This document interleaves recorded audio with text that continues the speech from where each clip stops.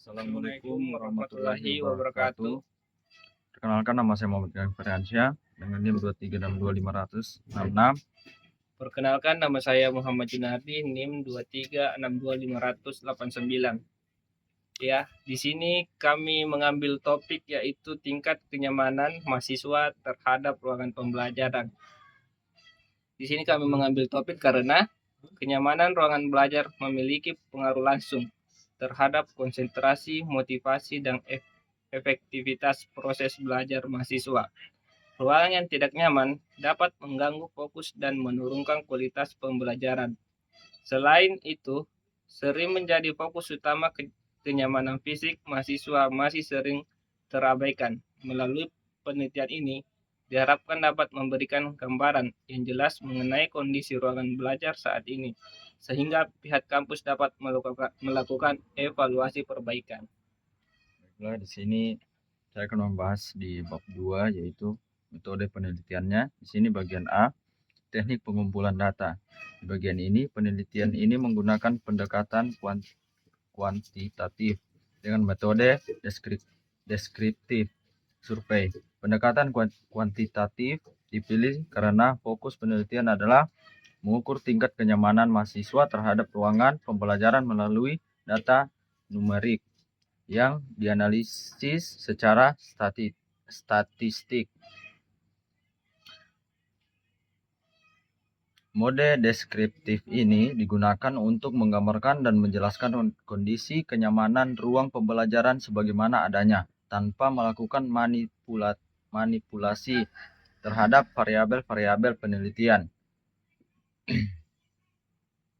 Nah, di sini bagian B-nya yaitu populasi dan sampel. Nah, di sini terbagi lagi ada dua, yaitu populasi dan sampel.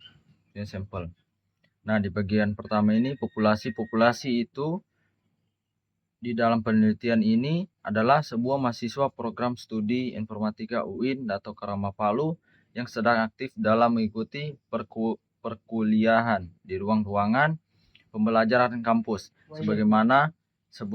Sebagaimana disebutkan di atas, mahasiswa tersebut dianggap sebagai populasi yang secara relevan digunakan manakala pendapat diselaraskan dengan pemikiran sebagai pengakuan kebenaran. Hal ini dikarenakan mereka adalah pengguna yang langsung dari ruangan kelas yang menjadi suatu objek evaluasi kenyamanan dalam penelitian. Nah, di sini bagian 2 itu sampel, akan dibacakan sama teman saya.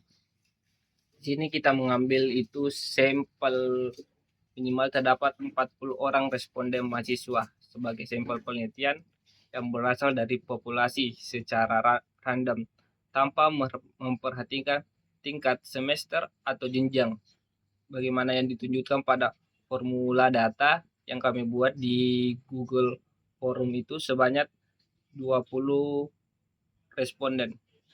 Terus di sini kita memiliki namanya itu instrumen penelitian.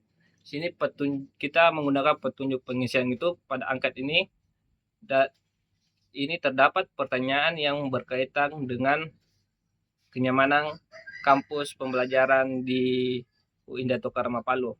Yang kedua itu berikan pada tanda X pada kolom yang sudah yang disediakan dan sesuai, seperti sangat setuju, SS setuju, S netral, N tidak setuju, TS sangat tidak setuju, STS. Itu yang dicentang itu pada responden terdapat 20 nomor itu. Ya, kita lanjut bagian bab 3 yaitu hasil pembahasan. Yang dilanjutkan teman saya. Ya, di hasil pembahasan ini kita ada beberapa poin, yaitu yang pertama, uji validitas. Di uji validitas digunakan untuk mengetahui sejauh mana instrumen yang digunakan mampu mengukur apa yang seharusnya diukur. Dari lembar kerja validitas diketahui bahwa terdapat 20 item pertanyaan dengan berbagai jenis skala jawaban. Sangat setuju, setuju, netral, tidak setuju, dan seterusnya. Nah, data disajikan dalam bentuk tanggapan responden terhadap item positif dan negatif. Data mentah menunjukkan variasi respon pada tiap item yang nantinya diuji dengan korelasi antara skor tiap butir dan total skornya. Validitas dinyatakan baik apabila koefisien kolerasi R-nya tiap item berada di atas nilai kritis tertentu. Misalnya 0,30. Untuk N-nya itu lebih dari 30. Nah, itu perhitungan numeriknya akan diuraikan jika ada hasil korelasi yang dihitung secara statistik. Nah, di sini poin keduanya itu uji reliabilitas. Nah, di uji reliabilitas ini menunjukkan konsistensi instrumen dalam mengukur suatu konsep. Lembar kerja reliabilitas memuat data yang identik dengan lembar validitas, menandakan bahwa data tersebut digunakan untuk menguji konsistensi internal, misalnya menggunakan alpha Cronbach. Jika dilakukan perhitungan, nilai reliabilitas akan menunjukkan apakah instrumen layak digunakan. Umumnya nilai alfanya itu lebih dari 0,6 dianggap cukup baik dan 0,8 itu dianggap sangat baik. Nah, di sini ada poin 3-nya itu, bacakan sama teman saya. Poin ketiga itu ukuran pemusatan data. Ukuran pemusatan data seperti mean atau rata-rata, median, dan modus digunakan untuk menggambarkan kecenderungan serta dari data. Lembar ukuran pemusatan data mencakup frekuensi nilai, nilai tengah, serta total nilai dari XI kali FI, nilai X frekuensi. Contoh perhitungannya seperti itu, X bar sama dengan sigma dalam kurung XI kali FI per sigma FI.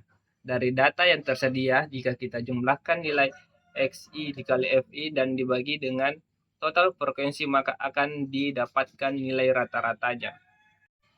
Poin keempat, ukuran penyebaran data.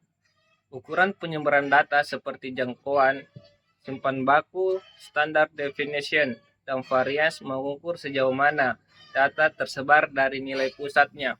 Lembar ukuran penyebaran data menyajikan distribusi nilai serta jumlah frekuensi.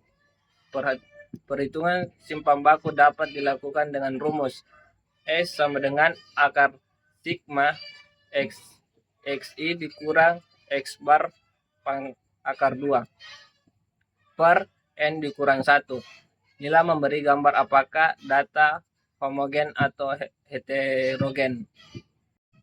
Baiklah, itu hasil laporan yang kami dapatkan. Bila ada kesalahan dalam materi ini, kami memohon maaf. Karena kami adalah manusia, bukan nabi, boy. Betul. Mohon maaf Ibu. Wassalamualaikum warahmatullahi wabarakatuh.